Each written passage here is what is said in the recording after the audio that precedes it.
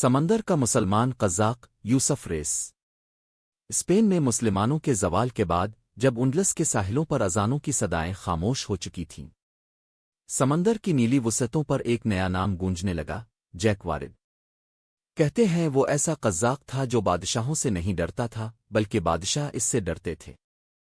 England کے ساحلی علاقے فیوشیم میں پیدا ہونے والا یہ عام سا ملا تقدیر کے سمندر میں ایسا نکلا کہ تاریخ کے صفحات پر ہمیشہ کے لیے نقش ہو گیا۔ جوانی میں اس نے شاہی بحریہ میں نوکری کی، مگر غلامی اس کے خون میں شاید شامل ہی نہیں تھی۔ ایک رات جب چاند سمندر پر لہریں بکھیر رہا تھا، وہ بغاوت کر کے بادشاہ کا جہاز چھین لایا، اور یوں وہ بن گیا سمندروں کا بے تاج بادشاہ۔ اب وہ یورپی جہازوں کو لوٹتا، خزانوں پر قبضہ کرتا اور ساحلوں کو خوف کی وادی میں دھکیل دیتا۔ مگر جیک وارد صرف ایک قاتل لٹیرا نہیں تھا، وہ ایک ذہین، چالاک اور کبھی کبھار رحم دل قزاق بھی ثابت ہوا تھا۔ کہا جاتا ہے کہ وہ اسپین میں باقی ماندہ مسلمانوں کو خفیہ طور پر افریقہ پار کرواتا اور ان کی مدد کرتا رہتا۔ یہی وہ جذبہ تھا جو بالآخر اسے تیونس لے آیا، جہاں اس کی ملاقات ایسے لوگوں سے ہوئی جو دولت نہیں ایمان کے لیے جیتے تھے۔ ان کی آنکھوں کا سکون، ان کی عبادت کی روشنی اور ان کے دلوں کا یقین دیکھ کر جیک کے اندر ایک طوفان شور مچانے لگا۔ چند ماہ کی کشمکش کے بعد ایک دن تیونس کی مسجد میں وہ سفید لباس پہنے عالم کے روبرو کھڑا تھا۔ عالم نے پوچھا، کیا تم اسلام قبول کرتے ہو؟ وہ بولا، ہاں، میں گواہی دیتا ہوں کہ اللہ کے سوا کوئی معبود نہیں اور محمد اس کے رسول ہے۔ یوں سمندروں کا سب سے خطرناک قزاق جیک وارد یوسف ریس بن گیا۔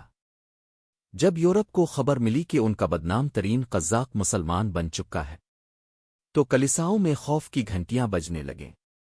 عیسائی مورخوں نے اسے اوگاڈز انامی کہا، اور مسلمانوں نے اسے الغازی البحر یعنی سمندر کا مجاہد پکارا۔ یوسف ریس اب ظالم یورپی جہازوں کے خلاف جہاد کرنے لگا، غلاموں کو آزاد کرواتا، لوٹی ہوئی دولت واپس لاتا اور اپنے ایمان کے ساتھ وفاداری نبھاتا رہا۔ تاریخ کہتی ہے کہ اس کے کارناموں نے 17ویں صدی کے سمندروں کا نقشہ بدل دیا۔ اسی کی داستان بعد میں 1724 کی مشہور کتاب a general history of the ای میں درج ہوئی، جسے کیپٹن چارلس جانسن نے تحریر کیا، اور یہی وہ ماخذ ہے جس سے بعد کے تمام مصنفین نے اس کا ذکر نقل کیا۔ بعض عرب مورخین نے بھی اسے یوسف ریس التیونسی کے نام سے یاد کیا۔ صدیوں بعد جب ہالی ووڈ نے پائرٹس آف دا کیریبین بنائی، تو کیپٹن جیک اسپارو کے کردار میں جیک وارد یوسف ریس کی چھاپ نمایاں نظر آئی تھی۔ اداکار جانی ڈیپ نے خود ایک انٹرویو میں اعتراف کیا کہ وہ جیک وارد کی حقیقی کہانی سے متاثر ہوا۔ یوسف ریس نے اپنی زندگی کے آخری سال تیونس میں عبادت و سکون میں گزارے۔